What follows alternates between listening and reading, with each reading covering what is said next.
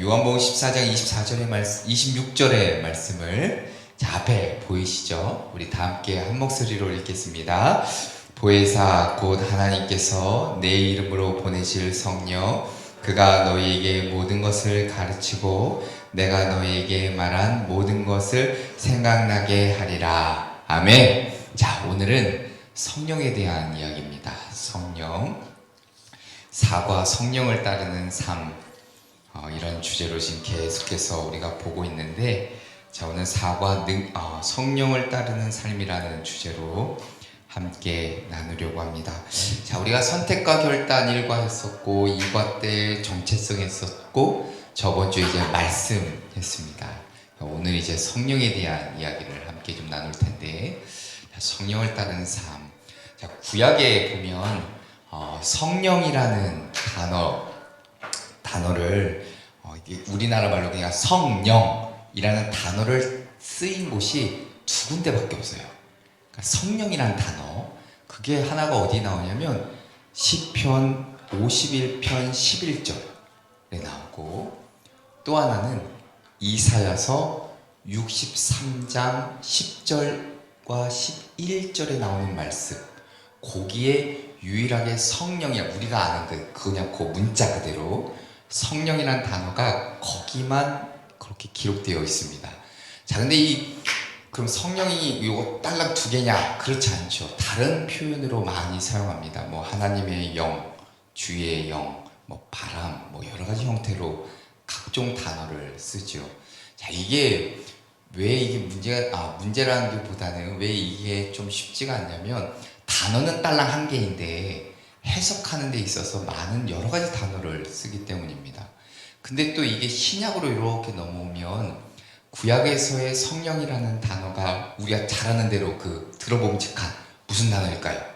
루아흐. 들어보셨죠?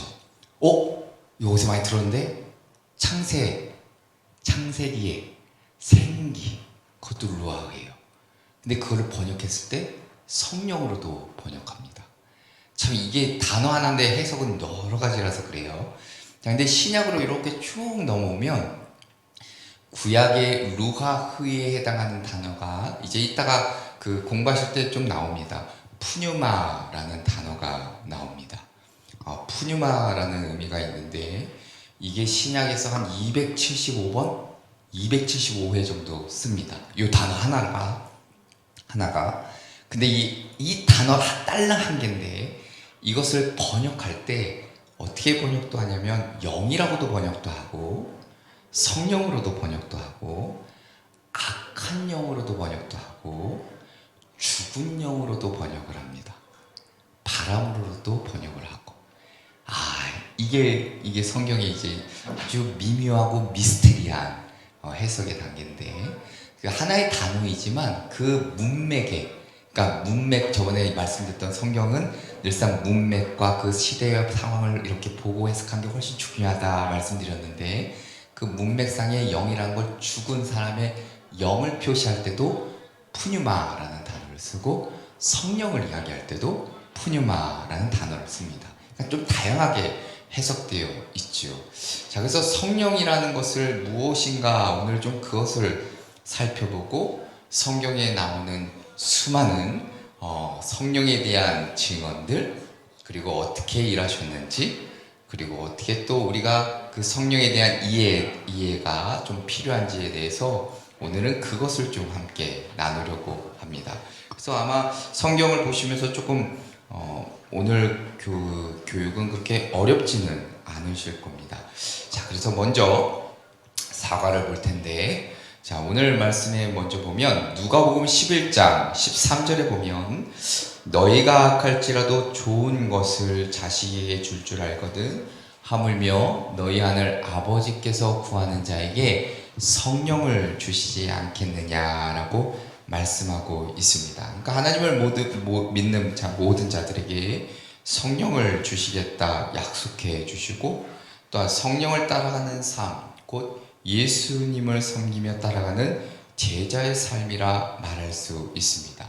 그러니까 예수님을 섬기며 따라가고자 결단한 제자의 삶, 그 가운데 우리가 간구해야 될 것 중에 하나가 성령의 충만함이라 말할 수 있겠죠. 자, 늘상 이야기한 것처럼 성령의 충만함이라는 것은 결코 이례적인 사건으로 여겨서는 안 됩니다. 그러니까 내가 이렇게 살다가 어느 날 갑자기 이때쯤 성령의 충만함 빡 받고 그냥 끝나는 게 아니라, 충만함에 대한 이야기할 때는 늘 언제나 이렇게 지속성이 있으셔야 돼요. 늘 가득 차 있는 찻잔에 물이 가득 차 있는 것처럼 그 충만함의 역사가 꼭 지속되어야 되는 것이죠. 자, 우리가 그냥 쉽게 생각하면 여기에 조금 지속되지 않고 충만함이 덜할 때 세상의 수많은 것들이 여기를 채우기 때문입니다. 그래서 성령의 충만함이 늘 필요한 거예요.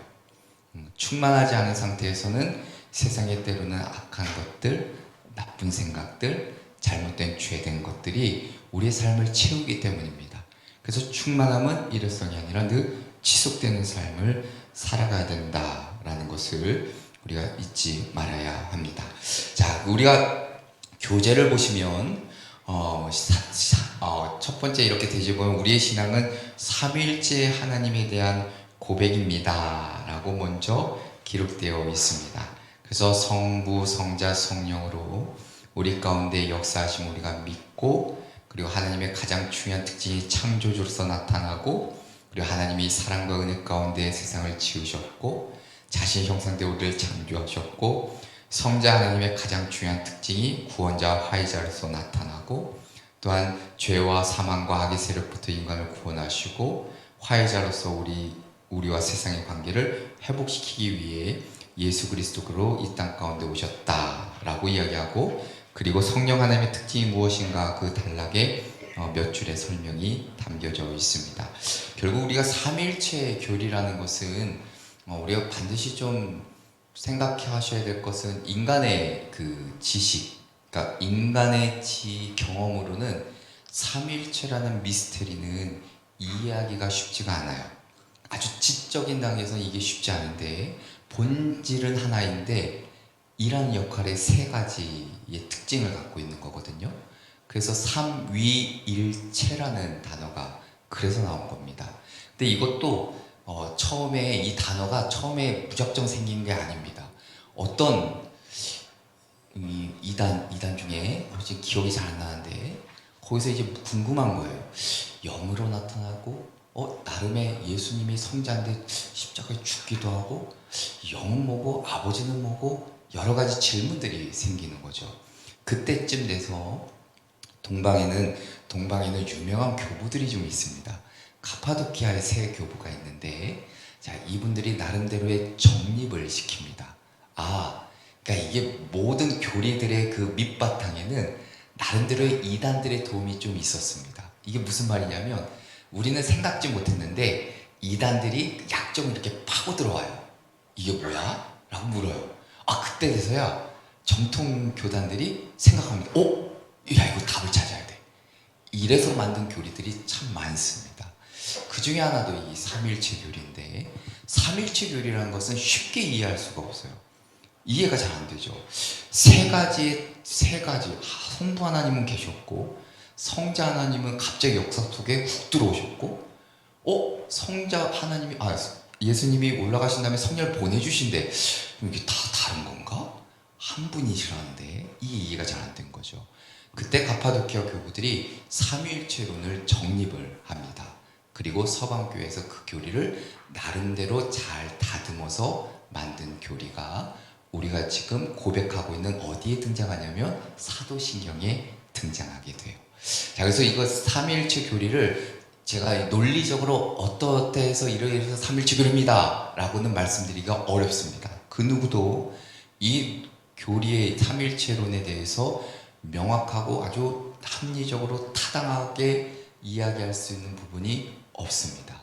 대신 우리는 삼위일체 교리라는 것은 그런 미스테리한 하나님의 놀라운 능력을 우리가 믿고 고백하는 것이죠. 그래서 우리가 그 삼위일체론에 대해서는 거기까지만 이해를 하시고 오늘 좀 말씀을 보면 좋을 것 같습니다. 자, 그래서 우리가 저번에도 한번 등장하셨던 다니엘 밀리올이라는 아주 유명한 신학자가 있습니다. 자, 이분이 성령에 대해서 어떻게 고백하냐면, 하나님이 이 삼일체에 대한 이야기를 이렇게 나름대로 본인이 생각했을 때의 정의를 내려주신 거예요. 그 하나님이 창조자로서 우리 위에 계시고, 자, 우리 위에 하나님, 그리고 화해자로서 우리를 위하여 계실 뿐만 아니라, 그러니까 한마디로 예수님이죠. 자, 그다음에 성화자로서 우리 안에서 활동하심을 확증한다 라고 얘기합니다. 나름의 좀 이미지를 조금 그려보시면 좋을 것 같아요. 창조주로서의 하나님, 우리 위에 계시고, 화해자로서 십자가, 화해자로서의 예수 그리스도가 계시고, 성화 안에서 내 내면에서 내 마음으로 내 생각으로 변화시키고 또한 성숙케 하시는 성령님의 활동하심, 그것을 통해 하나님에 대한 그 성령에 대한 고백을 이 신학자가 나름대로 머리를 굴려가며 정의한 이야기입니다. 요 PPT가 영상에 다 올려드렸습니다. 요청드렸거든요. 그래서 PPT는 그 유튜브 그 영상에 거기 링크에 다 다운로드 받으실 수 있도록 해놨습니다. 자, 그 다음에 두 번째는 보면, 자, 엘리스터 맥그레스라는 신학자이기도 하고 언론가이기도 한 이분이 삼위일체란 것을 대해서 이렇게 얘기합니다. 하나님이 언제나 이 세상에 그리고 인간의 삶에 성령 안에서 그리고 성령을 통해 현존하시고 활동하신다는 선언입니다. 이 말에 아주 몇 가지 포인트만 보시면 되는데, 삼위일체란 하나님이 언제나 이 세상에, 그러니까 전지전능하신 하나님이 시간을 뛰어넘고 공간을 뛰어넘어서 그리고 인간의 삶에 하나님이 예수 그리스도 역사의 시간 타입을 안에 들어오신 것이고, 그리고 성령 안에서 성령을 통해 우리에게 지금 현존하시고 활동하신다라는 아주 나름대로의 삼위일체에 대한 논리정연하게 이야기한 이 학자의 의견을 또한 볼 수 있습니다. 뭐 어렵지만, 이야기가 쉽진 않지만, 이것은 어떻게 보면 이렇게 받아들여야 될 부분이기도 합니다. 삼일체론에 대해서는. 자, 그래서 오늘 성령에 대한 이야기를, 오늘 교재를 보시면 아주 성경에서부터 시작해서 쭉쭉쭉쭉 내용들이 쫙 기록되어 있어요. 요것을 이제 빠르게 좀 살펴보고 함께 좀 중요한 것들을 좀 나누려고 합니다. 자, 그럼 첫 번째, 성령 우리에게 임하시기까지 라는 첫 번째 이제 대지 챕터를 보실 텐데, 자, 하나님은 성령을 통해서 분명히 다양한 방식으로 역사해 오셨고, 과거, 지금, 그리고 현재, 앞으로도 성령을 통해 일하고 계셨고, 일하시고, 일하실 것이다 이야기합니다. 자, 그러면 중요한 것은 성령님이 오늘 우리에게 임하셔서 우리 안에서 놀라운 일들을 이루어 가신다라는 사실을 믿는 거죠. 그래서 사도 바울이 우리를 성령이 거하신 성전이라 이야기합니다. 그럼 성전이 어떻게 일했는가? 이걸 먼저 보는 게 오늘 교재의 시작입니다. 자, 그래서 구약에 나타난 성령을 보면 루하흐, 앞서 얘기한 대로 그 단어이죠. 성령이란 단어인데, 자, 전통적으로 몇 가지의 의미로 해석되어져 있다라고 이야기합니다. 자, 교재 보면 바람으로서의 성령 이야기합니다. 자, 요한복음 3장 8절의 이야기를 보면, 바람이 임의로 불매 네가 그 소리는 들어도 어디서 와서 어디로 가는지 알지 못하나니 성령으로 난 사람도 다 그러하니라 이야기합니다. 바람의 의미라는 것은, 전도사님 이 바로 전으로 하나만 돌아가 주시면 안 될까요? 안 계시는구나. 네. 네. 자, 바람의 의미라는 것은 앞선 PPT에 뭐라고 기록되어 있냐면 힘, 그리고 운동, 그리고 통제가 어려움, 통제 불가능이라는 의미를 지니고 있습니다. 그러니까 우리가 좀 상상해 보시면 돼요. 보이지 않는 바람의 힘에 의해서 이렇게 사물이 움직이는 모습을 떠올려 보시면 돼요. 배가 바람의 힘을 입어 바다를 이렇게 가로질러 가는 모습이나, 이렇게 낙엽이 바람이 이렇게 휘날리는 모습, 그러니까 강한 바람에 나무가 이렇게 흔들리고 떨어지는 모습들. 자, 구약의 저자들이 이 바람과 하나님의 영, 성령이 행하시는 방식이 유사하다라고 보았습니다. 그러니까 성령은 바람처럼 이렇게 자연세계 인간에게 행하시는 보이진 않는데 그것을 이렇게 통제하는 거예요. 컨트롤하는 거죠. 다스리는 겁니다. 이게 구약에서 생각하는 성령에 대한 이미지예요.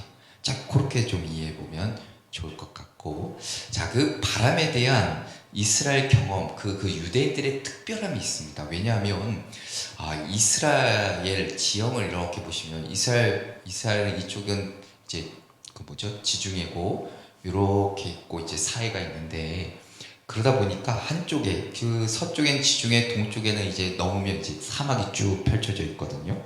그러니까 동풍이라는 것은 어찌 보면 이렇게 사막에서 날아오는 이 바람은 늘상 모래, 그래서 땅을 늘 건조하게 하고 마르게 하고 농작물 좀 피해를 입혔고, 서풍은 바다에서부터 이렇게 쭉 부는 바람이거든요.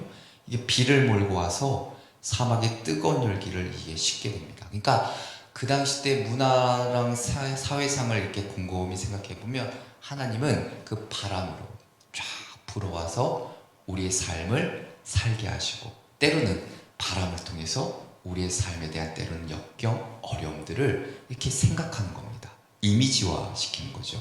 그래서 그 당시 때 보이진 않지만 그 시기를, 그 땅을, 그들의 삶을 통제하는 힘, 그것을 바로 성령으로 이해합니다. 자, 구약에서는 또 뭘 얘기하냐면 호흡으로서의 성령 이야기합니다. 이건 이제 생명과 관련이 있죠.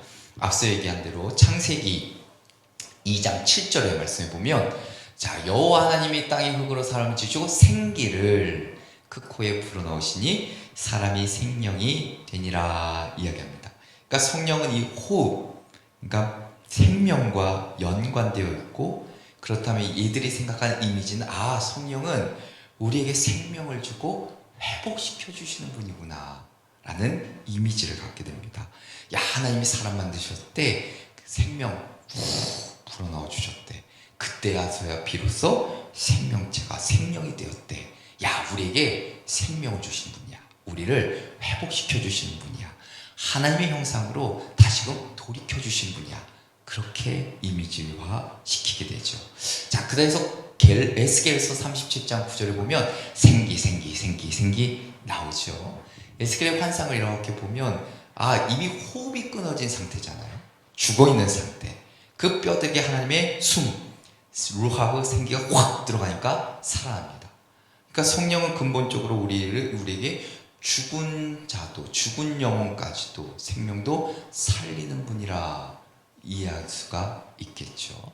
자, 그 다음에 창조 사역과 관련이 있습니다. 그러니까 창조 사역은 우리가 욥기나 시편의 그 교재에 기록되어 있는 그 말씀을 좀 보면 되는데, 자, 욥기 33장 4절에 보면 하나님의 영이 나를 지으셨고, 창조의 사역이죠. 그리고 시편 104편 30절에 보더라도 주의 영을 보내어 그들을 창조하사라는 말씀이 기록되어 있습니다. 자, 그 다음에 구약에서는 또 이렇게 성령을 이야기하지만 또한 은사로서의 성령도 이야기합니다. 자, 은사로서의 성령, 우리가 은사라는 것은 우리가 잘 아는 대로 카리스마라는 건데, 그 카리스마의 정의는 바로 이겁니다. 한 개인이 하나님의 영으로 충만케 되는 것. 이로 말미암아 여러 가지 이제 성령의 열매들이 쭉 나타나는 것이요. 자, 그래서 우리가 말씀을 좀 보면, 출애굽기 28장 3절의 말씀을 보면, 자, 지혜로운 영에 대한 이야기가 있습니다.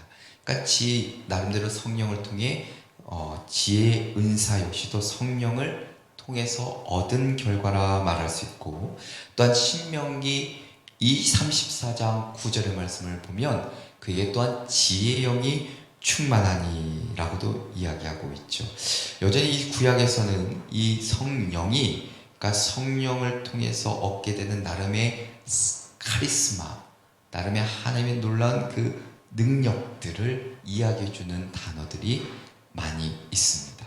그것을 이제 성령을 통해서 일할 수 있다라고 말하는 것이고, 또한 선지자와의 연관성도 있습니다. 이거는 당연히 선지자들에게도 주어지는 소명이 있고 사명이 있는데, 그것을 어디를 통해서 주어지는가? 성령을 통해 주어진다 이야기하죠. 자, 에스겔서 2장 2절에 보면, 자, 그가 내게 말씀하실 때에 무엇이 그 영이 내게 임하사 이야기합니다. 또한 미가 3장 8절에도 보면 오직 나는 여호와의 영으로 말미암아 라고 이야기합니다. 그러니까 선지자들이 다 누구의 능력으로? 성령의 능력으로 말미암아 예언하고 대언하고 능력을 발휘했다라는 것을 구약에 적고 있습니다. 자, 여기까지 이제 구약이고, 자, 그러면 이제 두 번째 우리 교재 보면 예수님께 임하신 성령에 대해 이야기합니다. 자, 신약 성경의 저자들도 구약에서의 성령에 관한 증언을 그대로 받아들이면서 하나님이 성령을 통해 창조 세계와 인간 우리의 삶 가운데 아주 적극적으로 활동한다는 사실을 강조하고 있습니다. 자, 그러면서 먼저 예수님의 그 삶, 죽음, 부활에 초점을 맞추고 이야기해 주는데, 자, 예수님도 역시 성령으로 충만하셨고 성령으로 행하시죠. 그리고 성령과 하나 되십니다. 그래서 성령은 이꼬르 그리스도의 영이라 말할 수 있습니다. 자, 먼저 성령으로 잉태되었다라는 것, 우리가 너무나도 잘 알죠. 성령으로 잉태되었다. 마태복음 1장 18절. 예수 그리스도의 나심은 이러하니라. 그의 어머니 마리아가 요셉과 약혼하고 동거하기 전에 성령으로 잉태된 것이 나타났더니 성경이 증언합니다. 무엇으로? 성령으로 잉태된 것이 나타났다 이야기하고, 자, 그 다음에 예수님에게 성령이 임하셔요. 언제 임하시냐면 세례 때. 첫 번째죠, 세례 때. 자, 예수님의 세례에 대해서 우리가 보아야 되는데, 자, 마태복음 3장 16절의 말씀을 보면 예수님께서 세례를 받으셨고 물에서 올라오실 때 하늘이 열리고 하나님의 성령이 비둘기같이 내려 자기 위에 임하심을 보시더니 하늘로부터 소리가 있어 말씀하시되 이는 내 사랑하는 아들이요 내 기뻐하는 자라 하시니라 이야기합니다. 자, 예수님께서 공생의 사역 이전에 세례 요한에게 그 세례를 받는 장면이 기록되어 있죠. 이 세례 후에 성령이 임하는 장면이 오늘 이 말씀에 기록되어 있습니다. 그리고 내 사랑하는 아들, 내 기뻐하는 자라 선언하시죠. 자, 하나님께서 예수님을 하나님의 아들로 확증하신 사건, 그러니까 아버지와 아들 간의 상호 관계, 그리고 친밀함이 드러나 있는데, 중요한 것은 성령께서 예수님께 임하셨을 때 성령의 존재가 세상에 드러났다라는 겁니다. 이 전까지는 앞서 얘기한 대로 눈에 보이진 않아요. 근데 그것을 주관하고 다스리는 무언가의 힘이 있었는데, 자, 예수님이 세례를 받으시고 올라오실 때 하늘 열고 하나님의 성령이 비둘같이 내려, 자, 사람들의 눈에 보게 된 거예요. 성령의 존재가 드러난 겁니다. 그래서 이 사건은 중요한 사건이라 말할 수 있습니다. 자, 그 다음에 예수님이 시험도 받아요. 시험도 받으시죠. 자, 예수님이 성령의 충만함을 입으시고 이끌려서 광야에서 마귀한테, 이 나쁜 놈들한테 이제 시험을 받는데, 누가복음 4장 1절부터 2절에 쭉 기록되어 있죠. 그리고 그 이제 시험을 이기시고 본격적으로 이제 공생의 사건, 이 사역을 이제 시작하시게 됩니다. 그러니까 예수님이 그 회당에서의 첫 설교에서 이사야서를 인용하시면서 내가 앞으로 해야 될 사역에 대해, 그 본질에 대해서, 그리고 그것이 무엇을 통해서 가능한지에 대해서 이야기해 줍니다. 자, 이게 무슨 말이냐? 말씀을 보면서 한번 보면 되는데, 자, 예수님이 공생의 사역을 하시는데, 앞서서 무엇이라 얘기하냐면, 야, 내가 광야에서 40일 동안 성령에 이끌리시며 마귀에게 시험을 받으시더라. 이 모든 날에 아무것도 잡수시지 아니하시니 날수가 다음에 줄이신지라. 그리고 넘어가시면 주의 성령이 내게 임하셨으니 이는 가난한 자에게 복음을 전하게 하시려고 내게 기름을 부으시고 쭉쭉쭉쭉 이사야서에 기록되어 있었던 그 말씀을 인용하면서 내가 앞으로 해야 될 일들, 근데 그것은 무엇을 통해 주의 성령이 내게 임하여서 라고 이야기하십니다. 그러니까 결국 내가 해야 될 앞으로의 일들은 성령에 의해서 성령의 능력을 힘입어 하게 된다라는 것을 말씀해 주죠. 그러니까 성령의 중요성을 이야기해 주고 있습니다. 근데 결국 이제 앞에서부터 또 헷갈리기 시작하죠. 그러면 이게 또 성령과 예수님이 또 다른 건가? 이게 분리된 건가? 따로따로인가? 그게 아니에요. 우리 삼일체론을 아까 전에 말씀드리면서 이거는 우리의 인간적인 언어, 단어, 그리고 지식으로 이해할 수 있는 범위가 이렇게 넘은 겁니다. 그러니까 이거는 흔히 얘기하는 받아들여야 되는 부분이에요. 예수님, 하나님, 성부, 성자, 성령 하나라는 것이고, 어찌 보면 각자의 하시는 역할, 그 드러나는 모습이 다를 뿐이죠. 하나님은 보이지 않지만 예수님은 우리 눈에 보였으니까. 예수님이 승천하시고 성령을 보내주셨는데 그 성령 어떻게? 우리 마음 가운데, 우리 안에 보여주셨기, 또 알게 하셨으니까. 자, 이런 세 가지 삼위일체론의 나름대로의 많은 고민들이 있으시겠지만, 그러나 이 삼위일체론은 받아들인 상태에서 믿고 또한 말씀을 보시는 게 그것이 곧 좋은 방법인 것 같습니다. 자, 그래서 예수님의 세례에 대해서 좀 함께 보았고, 자, 그 다음에 예수님이 어떻게 사역하신지를 좀 봐야 되겠죠. 성령의 능력으로 행하시는데, 자, 예수님이 이 땅 가운데 수많은 일들을 행하시는데 하나님 나라에 관하여서도 가르치시고, 사람들을 치유하시고, 귀신을 쫓아내고, 바다의 폭풍도 잔잔케 하시고 다 합니다. 죽은 아들도 살리셔요. 근데 이런 모든 일들이 앞선 예수님의 말씀과 같이, 그러니까 성령의 능력에 의해 이루어진 것이라 증언합니다. 어디 기록되어 있나? 마태복음 12장 28절에 내가 하나님의 성령을 힘입어 라고 이야기하죠. 성령을 힘입어 귀신을 쫓아내는 것이면 하나님의 나라가 이미 너에게 임하였느니라 이야기합니다. 자, 베드로가 이방인 고넬료에게 했던 설교에도 이런 내용이 담겨져 있습니다. 사도행전 10장 37절 이하에 보면, 곧 요한이 그 세를 반포한 후에 갈릴리에서 시작하여 온 유대에 두루 전파된 것을 너희도 알거니와 하나님이 나사렛 예수에게 성령과 능력을 기름 붓듯 하셨음에 라고 기록되어 있습니다.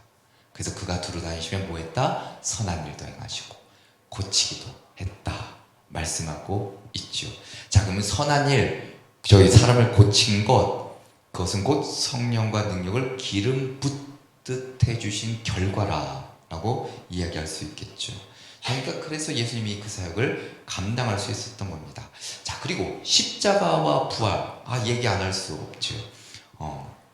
히브리서 저자의 이야기를 해야 되는데, 자, 히브리서 기자와 그리고 저자와 그리고 사도 바울은 예수님의 사역의 핵심, 그러니까 아주 가장 중요한 사건, 지금 우리가 그 사순절 보내고 있는데, 이 십자가 사건과 부활 역시 성령에 의한 것임을 명확하게 짚어주고 있습니다. 그러니까 예수님의 생애는 결국 성령과 이렇게 뗄래야 뗄 수 없는 관계라는 것이죠. 그래서 히브리서 9장 14절에 보면, 하물며 영원하신 성령으로 말미암아 흠없는 자기를 하나님께 드린 그리스도의 피가 라고 얘기합니다. 영원하신 성령으로 인해 말미암아 흠없는 자기를 하나님께 드린 라고 적고 있고, 자, 로마서 8장 11절에 보면 예수를 죽은 자 가운데서 살리신 이의 영이 이야기합니다. 성령이 너희 안에 거하시면, 그리스도 예수를 죽은 자 가운데서 살리신 이가 너희 안에 거하신 그의 영, 성령으로 말미암아 너희 죽을 몸도 살리시리라 이야기합니다. 자, 이 영, 성령에 대한 이야기를 십자가의 죽음 그리고 부활의 사건에도 분명히 일하고 계셨음을 증언하고 있죠. 자, 그래서 성령은 이 제럴드 호슨이라는 분이 무엇이라고 정의하냐면, 성령은 하나님의 능력이고 예수님은 이 능력으로 자신의 인간적인 한계, 여기서 인간적인 한계라는 것은 육신을 입고 오셨기 때문입니다. 그래서 한정된 지식, 그렇죠. 물리적인 공간, 인간의 힘, 육신을 입고 있으니까 그거의 메인 한계를 극복하게 하시고 자신의 인간적인 연약함을 뛰어넘으며 인간의 유한성을 이기셨다라고 얘기합니다. 그러니까 예수 그리스도가 성령의 능력을 힘입어 하셨던 사역의 정의를 이렇게 제럴드 호슨이라는 분이 남기고 있습니다. 중요한 이야기죠. 자, 그러면 이제 예수님까지 여기 끝났다면, 자, 우리에게 임하신 성령은 어떤 것인가? 자, 성령의 임재와 현존은 예수님 안에서 늘 드러나게 되는데, 자, 특별히 성경은 예수님을 성령을 파송하는 분, 그리고 성령의 수요자로 소개도 하고 있습니다. 비로소 예수님의 이제 지상 사역이 끝이 났을 때 우리 가운데 성령이 임하는 것을 우리는 볼 수 있죠. 그래서 대표적으로 약속된 성령, 보혜사, 파라클레토스라고 헬라어로 이야기하는데, 자, 요한복음에 보면 성령에 관한 약속이 기록되어 있습니다. 성령은 예수님이 이 땅에서 사역을 모두 마치시고 하나님의 우편에 앉으심으로 영광을 받으실 때 그 뒤에 온다 약속하고 있습니다. 요한복음 7장 39절에 그렇죠. 그래서 예수님은 그 성령을 무엇이라고 얘기하냐면 보혜사라고 얘기합니다. 요한복음 14장 16절에 이렇게 기록합니다. 내가 아버지께 구하겠으니 그가 또 다른 보혜사를 너에게 주사 영원토록 너희와 함께 있게 하리니 라고 이야기합니다. 이게 참 파라클레토스라는 이 보혜사라는 단어는 참 위로가 되는데, 그러니까 누구를 이렇게 도와주기 위해 옆에 서 있는 자라는 의미가 담겨져 있어요. 그러니까 이 보혜사란 말이 참 위로가 되죠. 어렵고 힘들 때, 고통 가운데 있을 때 성령님이 너의 곁에, 그 옆에 서 계시는 거야. 너 옆에 곁에 함께 있어주는 거야. 그런 의미가 바로 이 보혜사입니다. 그러니까 위로자가 되어주시고, 상담자가 되어주시고, 조력자가 되어주시고, 변호인이 되어주시고, 자, 이런 다양한 단어로 이 파라클레토스라는 단어를 번역하고 있습니다. 자, 예수님이 그런 거죠. 하나님이 하나님 때부터 역사가 쫙 흘러왔다면, 자, 예수님이 인간이라는 육체, 우리 역사, 그러니까 우리 시간 가운데 이렇게 쑥 들어오셨죠. 그리고 승천하신 다음에 예수님의 그 빈자리, 하나님의 몸을 입고 아들 독생자 예수 그리스도의 그 승천으로 말미암은 빈자리, 거기를 성령님으로 채워주시는 그 은혜를 우리가 좀 잊지 말아야 되겠죠. 자, 그런 스토리입니다. 자, 그래서 오늘 이제 말씀을 보면 요한복음 14장 26절의 말씀도 함께 좀 보면 좋을 것 같습니다.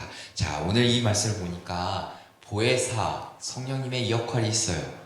아버지께서 내 이름으로 보내신 성령이 너에게 모든 것을 가르쳐주고, 그리고 내가 너에게 말한 모든 것을 생각나게 하리라 이야기합니다.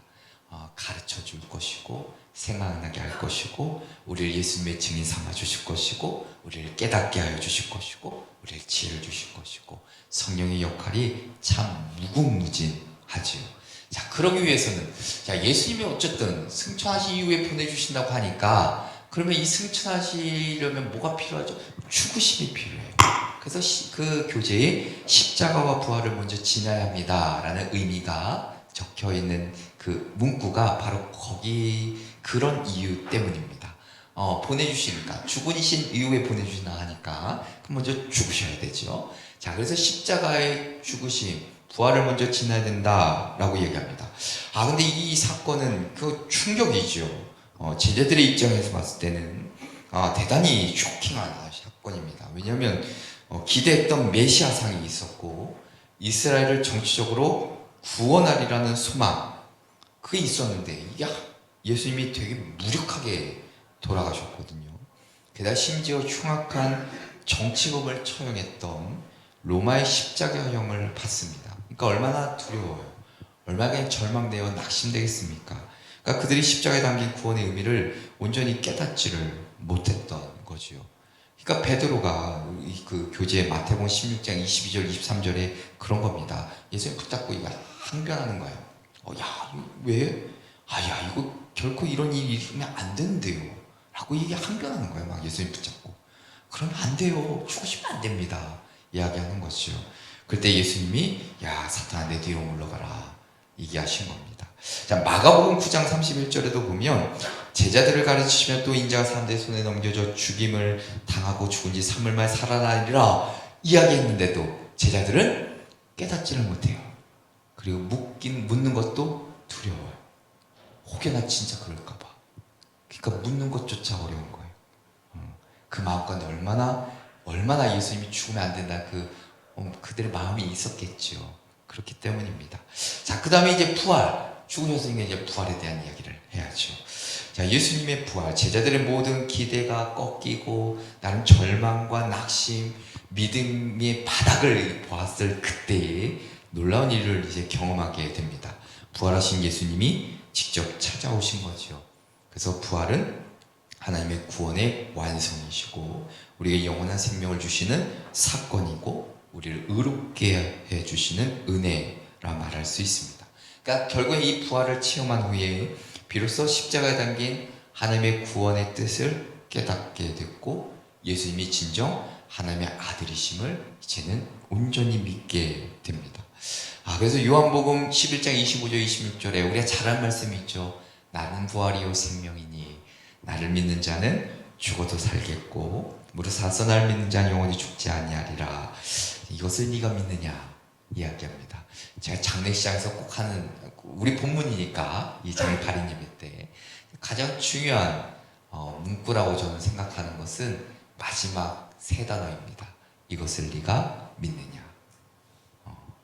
자, 모든 역사가 그리고 예수님이 우리에게 보여주셨던 십자가의 사건 그리고 부활을 통해 제자들에게 보여주셨던 수많은 이야기를 우리가 알고 있지만 결국에 마지막 세 단어가 우리에게 아주 중요합니다. 이것을 네가 믿느냐 안 믿냐 요거겠죠. 자, 그 다음에 로마서 4장 25절을 보면 예수는 우리가 범죄한 것 때문에 내줌이 되고 또 우리를 의롭다 하시기 위해 살아나셨느니라 라고 부활에 대한 이야기를 하고 있습니다. 이처럼 십자가와 부활은 제자들이 예수님의 참된 증인으로서 살아갈 수 있게 하는 믿음의 토대를 이룬 사건입니다. 자, 대표적으로 베드로가 예수님 3번 부인하죠. 3번 부인하고 어디로 내려가죠? 고향으로 갑니다. 고향 가서 뭐 하죠? 옛날 똑같이 어부질해요. 그때 예수님이 부활하시고 찾아가시죠. 근데 예수님이 베드로를 다 찾아가신 후에 뭐라 하지 않아요. 야단치지 않으세요. 너 왜 나 배신해서 위시 이러지 않으세요. 다독여줘요. 그리고 사명 주시잖아요. 참 예수님의 대단한 점인데 예수님은 우리의 연약함을 다 알고 계시는 거죠. 그러면서 그 믿음의 연약함을 아시고 뭐라 책망한 게 아니라 사명을 줍니다. 그 사명 붙잡고 베드로가 이제는 미친 듯이 나가는 거예요. 그냥 달려가는 거죠. 죽든 말든 상관없이. 자, 그 놀라운 은혜가 우리 가운데 있는데, 자, 그래서 이제 조금 시간이 흐른 후에 예수님이 부활하신 후 이제 조금 시간이 흐른 후에 바로 중요한 사건이 하나 있습니다. 교재 보시면 오순절 성령 강림 사건입니다. 자, 부활하신 주님이 하늘로 승천하기 앞서서 수많은 제자들에게 몸소 자신을 드러내시고 다음과 같이 당부하십니다. 그 내용이 사도행전 1장 4절부터 5절에 나와요. 야, 여기 떠나지 말고 내게서 들은 바 아버지께서 약속하신 거 있잖냐, 그거 기다려라. 요한이 물로 세례를 베풀어 줬지만 너희는 얼마 안 가서 내가 성령으로 세례를 받으리라 이야기해 줍니다. 자, 약속하신 성령, 예수 그리스도 안에서 충만했던 그 성령이 누구에게? 너희에게 임할 것이다 약속합니다. 그러니 기다리라. 그리고 이어서 성령이 임하실 때 능력을 받아 예수 그리스도의 증인이 된다 이야기하십니다. 우리가 너무나도 잘 아는 말씀, 사도행전 1장 8절의 이야기예요. 이렇게 연결되는 겁니다. 오직 성령이 너에게 임하시면 너희가 그 능력을 받고 예루살렘 온 유대와 사마리아와 땅까지 이런 내 증인이 되리라 라고 이야기하시는 거죠. 자, 제자들이 이제 부활하신 주님을 만나 아주 새롭게, 믿음도 새롭게 더욱더 성숙해졌습니다. 자, 그리고 이제는 그 성령의 능력을 힘입어 이제 나가게 되는 것이죠. 자, 그러면 이 성령 강림이라는 사건은 갖는 이 중요한 의미가 무엇일까? 그동안 예수님께서 우리 밖에서 성령의 능력을 통해 많은 일들을 밖으로 행하셨다라고 말한다면, 이제는 성령을 통해 우리 안에서 행하신다는 것을 이야기해 줍니다. 오순절 성령 강림 사건은, 그러니까 밖에 늘 이렇게 지켜만 봤던, 이렇게 보기만 했던, 예수님이 행하셨던, 성령의 능력 힘입어 행하셨던 수많은 기적과 표적의 역사의 사건이 이제 내 안에서부터 일어나는 거예요. 그래서 내 안에서 깨닫게 하시고 능력을 행하도록 인도해 주시고 놀라운 일들을 감당케 하신 거죠. 그래서 성령 강림 사건은 중요한 사건입니다. 자, 그래서 이렇게 사도행전 2장 1절부터 4절에 기록되어 있는 겁니다. 다 성령의 충만함을 받고 위에는 불의 혀같이 갈라지는 것 같은 강한 바람 임하여서, 그리고 다른 언어들로 말하고, 자, 그렇게 이제 본인들의 그 제자들의 그 내면 가운데 하나님의 성령의 놀라운 능력을 경험하게 된 사건을 우리는 볼 수 있습니다. 자, 여기까지가 이제 성령에 대한 이야기고, 또 이제 두 번째 큰 대주로 넘어가서 그럼 성령의 역할은 무엇인가, 이걸 좀 보아야 되겠죠. 성령의 역할과 사역. 자, 성령님은 어떤 일을 행하시는가, 어떻게 행하셨는가, 이것을 좀 보면 좋을 것 같은데, 자, 첫 번째는 바로 진리의 영입니다. 진리의 영으로서 그 역할을 감당하시는데, 자, 요한복음 14장 17절에 보면, 그는 진리의 영이라 세상은 능히 그를 받지 못하나니 이는 그를 보지도 못하고 알지도 못함이라. 그러나 너희는 그를 아나니 그는 너희와 함께 거하시며 또 너희 속에 계시겠음이라 이야기합니다. 그러니까 성령은 진리의 영으로 우리에게 진리신 예수님을 증언해 주시고, 우리가 예수님을 깨달아 알게 하시고, 궁극적으로 우리를 예수님께로 인도하신 분이 누구인가? 성령이다 라는 것이죠.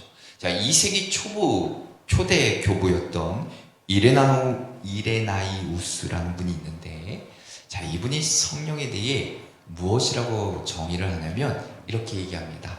성령은 예언자들이 예언을 했고, 선조들로 하여금 하나님을 배우게 하고, 의인이 의롭다 여겨진 받는 자가 정의의 길로 가도록 인도하신다라고 얘기합니다. 앞서 얘기한 대로 성령을 통해 가르쳐 줄 것이고 깨닫게 해줄 것이라 얘기했잖아요. 이 말인즉슨 곧 선조들로 하여금 하나님을 배우게 하고 하나님을 알게 하고, 성령이 그런 역할을 하고, 나 의롭게 여겨받는 내가 하나님의 원하신 정의의 공의의 삶, 선한 길로 가도록 인도하시는 분이구나. 그리고 이미 그 성령은 오래전에 예언되었던 사실이구나.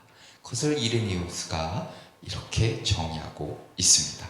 자, 그 다음에 성령, 그 진리의 영이 무엇을 하는가? 그 첫 번째는 바로 증언하심입니다. 증언하는 분이시죠.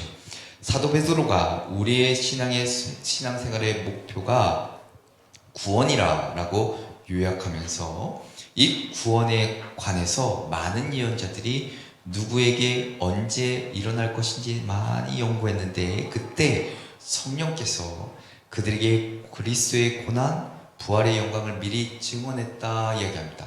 증언해 주었다, 미리 알게 해 주었다 이야기합니다. 성령이 그런 역할을 감당한다는데, 베드로전서 1장 11절에 보면 자기 속에 계신 그리스도의 영이 그 받으실 고난과 후에 받으실 영광을 미리 증언하여 라고 이야기합니다. 미리 증언하였다.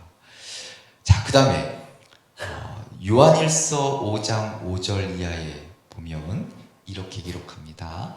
예수께서 하나님의 아들이심을 믿는 자가 아니면 세상을 이긴 자가 누구냐? 이는 물과 피로 임하신 이시라 곧 예수 그리스도시나 물로만 아니요 물과 피로 임하셨고 증언하는 이는 성령이시니 성령은 진리니라 라고 얘기합니다.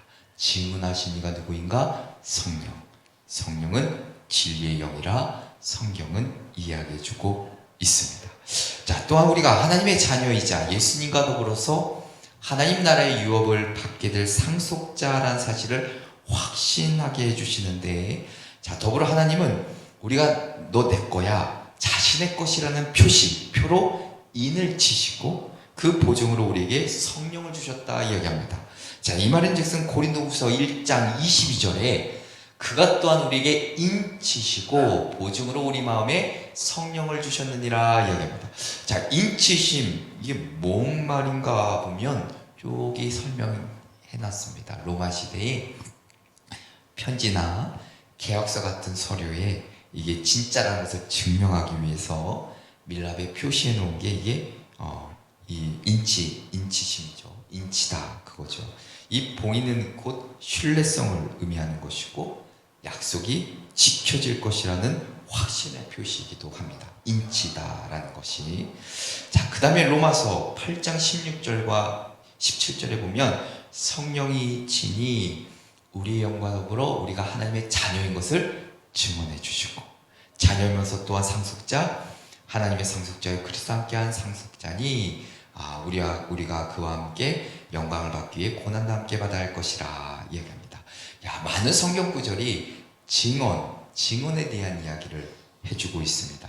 성령님은 바로 우리에게 이렇게 우리가 어떤 존재인지, 그리고 우리가 어떻게 약속하셨는지를 증언해 주시고 또 알려주시는 역할을 한다.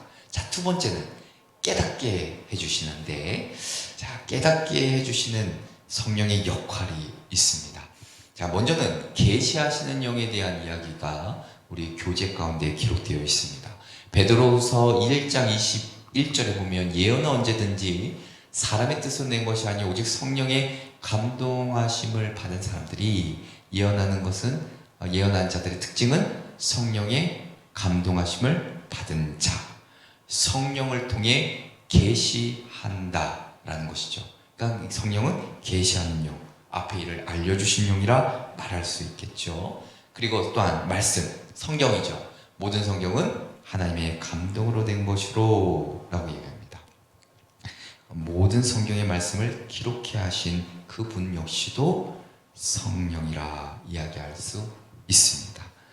그렇기 때문에 그리스도를 깨닫게 하는 것도 성령이시고, 가르치고 생각나게 하는 것도 성령이고, 나아가 지혜와 계시의 영으로서 우리가 그리스도인으로서 어떻게 살아야 되는지, 그리고 믿음의 삶이 할 진정은 무엇인지를 늘 깨닫게 해주시는 분이 바로 성령이다 라고 얘기합니다. 자, 여기까지만 보면은 대단히 좋은 것만 있죠. 근데 그렇지 않아요. 책망도 있습니다. 책망, 깨우쳐 주시는 영이 있는데, 요한복음 16장 8절에 보면 그가 와서 죄에 대하여 의에 대하여 심판에 대하여 세상을 책망하시리라 이야기합니다. 분명히 성령이 우리에 대해서 깨우쳐 주셔요. 죄가 뭔지, 그 다음에 의가 뭔지, 심판이 무엇인지를 깨달아 알게 하시죠. 어찌 보면 우리 마음 가운데 불편함, 우리 마음 가운데 때로는 이 불안함, 그리고 진정한 어떻게 보면 대단한 두려움, 이런 것들을 통해서 얼마든지 우리의 어긋난 신앙생활들, 때로는 나태해진 신앙생활들을 꾸짖기도 하시고, 또 돌이켜시려고 하시고 변화시키려 하시는 하나님의 그 성령의 역할이 있다는 것을 성경이 이야기해주고 있습니다. 또 하나 성령의 역할은 인도하심입니다. 인도하심, 우리가 늘상 기도하잖아요. 성령의 도우심, 인도하심을 따라 살아가기를 원합니다. 우리가 진리의 길로 나아가도록 이끄십니다. 그 이야기가 요한복음 16장 13절에 진리의 성령이 오시면 그가 너희를 모든 진리 가운데로 인도하시리니 그가 스스로 말하지 않고 오직 들은 것을 말하며 장래를 너에게 알리시리라 이야기하고 있습니다. 그리고 예스겔서를 우리가 보면 에스겔서 36장 27절에도 보니 내 영을 너희 속에 두어서 너희로 내 율례를 행하게 하리니 그리고 너희가 내 규례를 지켜 행할지라 이야기합니다. 그러니까 결국엔 성령을 그 마음속에 두어 하나님의 율례, 규례를 행할 수 있도록 인도하시겠다라는 약속의 말씀이기도 하죠. 자, 이러한 약속들이 오순절 성령 강림을 통해 구체적으로 이제 실현되었다 말할 수 있습니다. 자, 그 다음에 로마서 8장 14절에 보면 하나님의 영으로 인도함을 받는 사람은 곧 하나님의 아들이라 이야기입니다. 그러니까 성령의 인도함을 받는 사람 당연하죠. 하나님의 아들이라 이건 부인할 수 없는 사실입니다. 이건 당연한 이야기니까.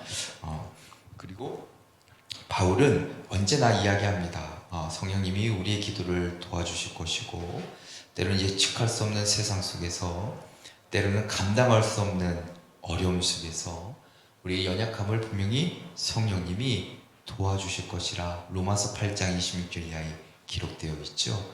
그 성령님의 인도하심을 받는 사람은 곧 하나님의 아들이라 부인할 수 없는 사실이라 말할 수 있겠습니다. 자, 그 다음에 성령의 두 번째 특징은 역할은 바로 새롭게 하시는 영입니다. 새롭게 하시는 영. 자, 새롭게 하시는 영. 이 시작이 어딘가 가만히 생각해 보면 새롭게 하신 영의 첫 시작은 창조입니다. 왜냐하면 무질서였기 때문에 무질서, 흑암, 공허 그렇게 정의되어 있죠. 창조 이전의 상태. 아무 형태가 없고 무질서하고 어두운 상태 안으로 하나님께서 성령이 운행하시는데 거기에 질서를 갖추고 새롭게 하는 영이 바로 성령이라 말할 수 있습니다. 그래서 성령은 창조의 영이기도 하고 새롭게 하신 영이기도 하죠. 그 성령이 동일하게 우리 가운데 임하면 우리의 삶이 새로워지는 것이고 또한 새로운 창조를 경험할 수 있는 것이고 변화될 수 있는 것이라 말할 수 있습니다. 왜? 성령의 사역은 다 똑같으니까 전혀 다르지 않아요. 자, 그래서 첫 번째는 뭐냐면 해방을 이야기합니다. 구원과 자유에 대한 해방을 이야기하는데, 자, 주는 영이시니 주의 영이 계신 곳에는 자유가 있느니라 이야기합니다. 성령이 우리 안에서 행하시는 위대한 일 가운데 하나는, 자, 우리가 그리스도의 제자, 그러니까 믿음을 가진 사람들로 새롭게 하신 일인데, 바울의 말을 빌리자면 육신을 따르는 삶, 그리고 죄와 사망의 법에 매여있던 우리 해방시켜서 성령을 따르는 삶으로 바꿔주시고 변화시켜 주신다라는 겁니다. 성령을 통해 예전에 죄에 억눌렸던 그 사망의 법에, 육신의 어려움에 매여있던, 늘상 벗어나지 못했던 우리를 성령이 우리 가운데 그것을 끄집어 주십니다. 자유케 하시는, 해방시켜 주시는 은혜가 있다라는 겁니다. 자, 그래서 로마서 8장 2절에 보면 그리스도 예수 안에 있는 생명의 성령의 법이 죄와 사망의 법에서 너를 해방했음이라 이야기합니다. 성령이 우리를 자유케 하신다 이야기해주고 있죠. 자, 그 다음에 또한 성령은, 새롭게 하신 영은 세례를 통해 또한 역사하시는데, 자, 세례 요한에 대한 이야기를 할 때 세례 요한이 이야기를 할 때 자신은 물로 세례를 베풀었지만 예수님께서는 성령을 세례를 베푸실 것이라 이야기하죠. 그리고 예수님께서도 승천하시기 전에 사도행전 1장 5절에 보면, 요한은 물로 세례를 베풀었으나 너희는 몇 날이 못되어 성령으로 세례를 받으리라 비슷한 말씀을 하고 계십니다. 결국 이 세례를 통해 하나님의 성령의 그 은혜, 그리고 새로운 삶에 대한 결단과 그리고 변화된 삶에 대한 이야기를 우리에게 해주고 있습니다. 자, 그리고 고린도전서 12장 13절에 보면 다 한 성령으로 세례를 받아 한 몸이 되었고 다 한 성령을 마시게 하였느니라 말씀해주고 있는데, 자, 이 말씀인 즉슨 바울이 교회 공동체에 대해서 설명할 때 바로 이 말씀을 하고 있는 겁니다. 고린도전서 12장 13절의 말씀을 우리가 유대인이나 헬라인이나 종이나 자유인이나 다 한 성령으로 세례를 받아 한 몸이 되었고 또 다 한 성령을 마시게 하셨느니라 이야기하고 있죠. 자, 어찌 보면 교회 공동체 안에 참 많은 갈등과 다툼이 있고 어려움이 있는데, 그것을 바울이 이야기하기를, 우리가 한 성령으로 세례를 받고 한 성령으로 우리가 하나 되었는데 유대인 헬라인 종자 차별 없이 우리는 새로운 존재로 그리스도의 한 몸인 지체로 살아갈 것을 이야기해주는 본문이기도 합니다. 자, 그 다음에 성령의 역할은 새롭게 하신 영 중에 바로 이 새 창조에 대한 이야기를 교재에 다시금 적고 있는데, 이 새 창조에 대한 이야기를 하면서 이야기하는 것이 바로 거듭남이죠. 예수님의 말씀이 바로 그것을 우리에게 일러줍니다. 요한복음 3장 5절에 보면 사람이 물과 성령으로 나지 아니하면 하나님의 나라에 들어갈 수 없느니라 분명히 얘기합니다. 성령을 통해 새로운 존재, 거듭남의 삶을 살아갈 것을 말씀해주고 있죠.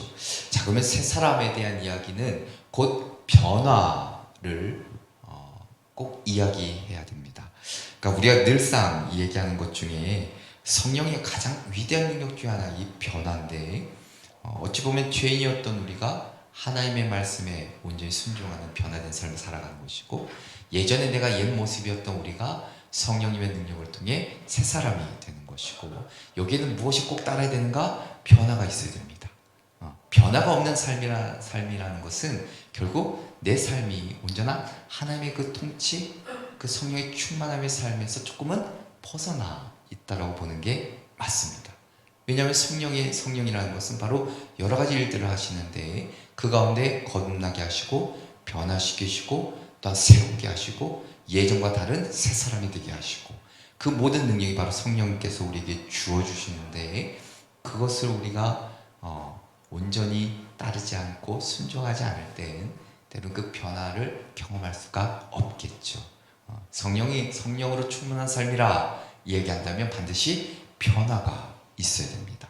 옛 모습 버리고 새 모습으로 살아가야 된다는 것이죠. 자, 그래서 골로새서 넘어갔는데, 자, 그 다음에 세 번째는 교회 공동체를 세워가시는 영, 교회로서 부르심과 연합에 대해 이야기하려고 합니다.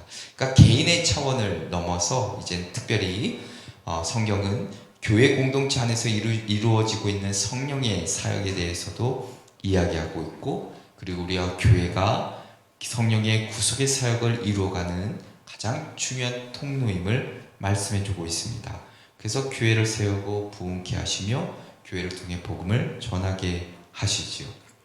칼바르트가 이런 이야기를 합니다.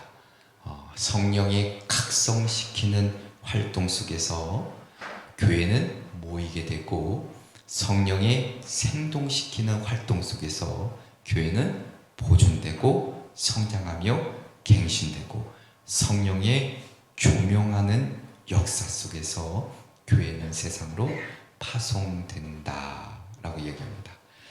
성령의 각성시키는 활동 속에서 우리 마음에 때로는 어찌 보면 성령이 하나님의 자녀로서 우리가 함께 교회 공동체로 그리스도의 몸으로 모이게 하고, 성령의 생동적인 활동 속에서 변화시키고 거듭나게 하시고 새롭게 하셔서 그 성령의 열매를 힘입어 능력을 힘입어 세상을 갱신시키고 성장시키고, 그 우리 교회 공동체 온전히 보존케 하시고, 성령의 조명한 역사 속에서 인도하심에 따라 우리는 이곳에 머물러 있는 것이 아니라 저 세상에 나가 동일하게 전하고 알리고 선포하고 그 일을 감당할 것을 이야기해주고 있습니다. 칼바르트가 되게 멋진 말로 좀 얘기를 해주는데, 이것도 한번 나름대로 이렇게 되뇌어봐도 좋을 정의이기도 합니다. 자, 그래서 교회라는 뜻은 에클레시아, 우리가 참 많이 들었습니다. 그 의미인즉슨 부름받아 나온 사람들, 택함 받은 자라는 것이고, 우리가 좀 정의를 내려보면 예수 그리스도를 구주로 고백하는 성도의 모임이 곧 에클레시아 교회라 할 수 있습니다. 자, 쓰고 계셔서 넘길 수가 없어요. 짜잔. 예, 그래서 사도행전 2장 42절 이하에 보면 우리 포인트만 보면 돼요. 우리 함께 모였으니까 서도의 가르침을 받아 서로 교제하고, 자, 그 다음에 다 함께 있어 모든 물건 서로 통용하고, 그리고 날마다 마음을 같이 하여 성전에 모이기를 힘쓰고. 자, 결국에는 우리가 교회라는 하나의 공동체, 그 성령님의 그 은혜 가운데 우리를 그리스도를 믿는 믿음 안에서 하나의 공동체로 묶어주시는 역할이 바로 그 성령의 역할이라 이야기할 수 있는 것이죠. 자, 그 다음에 이 연합의 공동체라 이야기하는데, 앞서 얘기한 대로 서로 교제하고 다 함께 있어 서로 통용하고 날마다 마음을 같이하여 모이기를 힘쓰고, 이 다 동일한 이야기입니다. 자, 그래서 여기에는 장벽이 있어서는 안 되겠죠. 유대인이든 이방인이든 상관없고, 성별, 인종, 나이, 출신, 학력, 재력, 그 조건 필요 없는 겁니다. 전혀 그거는 있어서는 안 되는 것이죠. 그런 장벽이. 자, 그래서 고린도전서 12장 12절부터 13절에 보면 다 한 성령으로 세례를 받아 한 몸이 되었고 또 다 한 성령을 마시게 하셨느니라 분명히 말씀해 주고 있습니다. 그러면서 앞에 얘기는 몸은 하나인데 많은 지체가 있고 몸의 지체가 많으나 한 몸인과 같이 그리스도도 그러하니라. 반드시 잊지 말아야 될 것 중에 하나겠죠.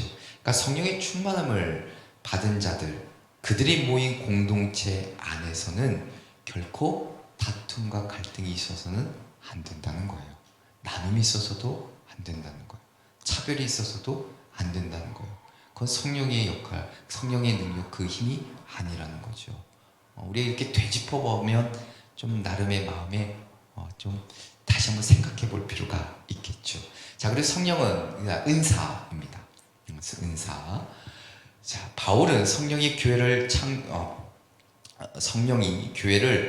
통해서 많은 능력들을 실현하는 통로로 쓰임 받기를 이야기하는데, 자, 바울은 이것을 은사로 이야기합니다. 그러니까 교회를 은사 공동체라 이야기하죠. 그러니까 바울은 각 사람에게 맞는 성령의 은사가 주어졌다 이야기합니다. 자, 그래서 고린도전서 12장 8절부터 9절에 보면, 자, 지혜 말씀 이게 아니고 성령으로 말미암아 성령을 따라 성령으로 한 성령으로, 다 성령이죠. 어떤 사람의 능력 행함을, 어떤 사람의 예언함을, 영들 분별함을, 방언을, 통역함을 주시고 이 모든 일은 한 성령이 행하사라고 얘기합니다. 자, 은사 역시도 성령으로 말미암아 성령을 통해서 우리에게 주어지는 거예요. 자, 그러면 오해해서는 안 되는 게 나에게 이런 은사가 있어 라고 얘기하지만 그 은사를 발현시키는 분은 성령이에요. 성령이 도와주지 않으면 나에게 나 이런 은사 없는데 쓰임 못 받아요. 우리는 통로이기 때문입니다. 나에게 은사를 주셨지만 그 은사를 사용하시는 건 성령님이세요. 그러니까 우리는 통로잖아요. 그러니까 통로니까 내게 은사가 있다고 자랑할 필요가 없는 거예요. 내게 은사가 나 이 은사 있어 교만할 필요가 없는 거예요. 왜? 성령님이 일 안 하시면 역사가 없으니까. 우린 통로니까. 그래서 어떤 은사가 더 좋습니다, 뭐가 더 좋습니다, 아닌 거예요. 맞게 주시는 은사가 다 있다는 겁니다. 자, 그 다음에 사랑을 이야기합니다. 마지막인데 이건데 사랑. 자, 은사의 완성은 사랑이라 이야기합니다. 우리가 너무나도 잘 아는 고린도전서 13장 1절부터 3절의 말씀이 있죠. 교제에 이야기한 것처럼 사랑이 없으면 안 된다는 겁니다. 사랑이 없으면 안 된다는 거예요. 그 이면엔 사랑이 꼭 필요하다는 것이죠. 자, 그 다음에 마지막으로 성령에 대한 이야기하면서 선교에 대한 이야기를 해주고 있습니다. 교회 본질과 연결되어 있죠. 교회는 분명히 선교하는 공동체입니다. 우리 담임 목사님이 계속해서 얘기하는 선교가 포커스인 이유는 바로 여기에 있습니다. 교회는 선교하는 공동체. 이게 가장 중요한 거고 가장 중심되는 사역 중에 하나입니다. 그러니까 예수 그리스도의 복음을 세상에 전하는 것이고 예수님의 증인이 되는 것이죠. 예수님이 승천하신 전에 주신 가장 귀하고 중요한 명령이기도 합니다. 근데 그것은 성령이 임하셨을 때, 충만했을 때 가능하다는 것을 분명히 우리에게 보여주셨죠. 자, 그래서 사도행전 1장 8절에 다시금 보면 오직 성령을 통해 우리가 권능을 받을 수 있는 곳이고 저 유대 사마리 땅끝까지 이르러 내 하나님의 증인이 될 수 있는 겁니다. 그래서 초대 교회를 보면 선교 역사의 기록을 담고 있는 이 사도행전을 보면 소위 성령행전이라 이야기한 이유가 바로 여기에 있습니다. 그만큼 선교라는 것은 철저하게 성령의 능력을 힘입어 이루어졌기 때문입니다. 그러니까 성령을 통해 앞서 계속해서 얘기한 대로 사도들에게 무엇을 해야 될지를 깨닫게 해주시는 것이고 그 계획을 때로는 바꾸기도 하시는 것이고 때로는 그 길이 어렵고 힘들 때 이끌어 주시는 것이고 다 성령을 통해서 하신 일들이지요. 그래서 사도행전에 나타나는 믿음의 선진들은 다 성령이 충만해요. 성경은 그렇게 기록해요. 그리고 그 결과 복음 전하는 일에 힘썼던 자들입니다. 4장 8절에 보면 베드로와 성령이 충만해서, 자 4장 31절에 무리가 다 성령이 충만해서 하나님의 말씀을 전하고 그리고 증언이 되었다. 바나바 역시도 성령과 믿음이 충만해서 큰 무리가 죽게 도와주더라. 야, 이 모든 일들이 다 성령으로 인해서 가능하였다라는 겁니다. 자, 그럼 여기까지인데, 자, 중요한 것은 그렇죠. 성령의 역할도 무엇인지 알고 사역도 뭔지 압니다. 자, 그럼 가장 중요한 건 뭐일까요? 성령이 내 안에 충만해야 되겠죠. 그 충만함을 힘입어 나도 그렇게 쓰임 받아야 되겠죠. 그게 더 중요해요.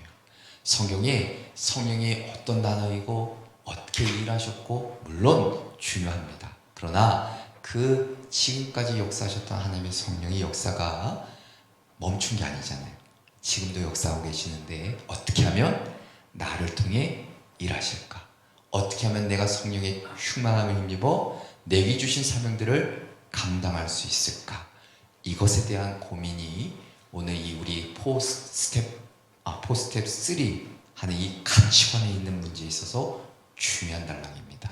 결국 가치관은 계속 얘기하잖아요. 내가 어떻게 살아가야 될지, 어떤 선택을 해야 될지에 큰 지침이라고. 자, 그래서 오늘 함께 좀 나눔하실 텐데, 자, 오늘 이 퀘스천 보시고 성령의 역할과 사역은 무엇입니까? 이건 뭐 그냥 지나가셔도 괜찮습니다. 자, 두 번째, 성령께서 나의 삶 가운데 어떻게 구체적으로 일하고 계셨는지, 그리고 나는 성령의 충만함을 위해서 무엇을 좀 하고 있는지, 어떤 노력을 하고 있는지.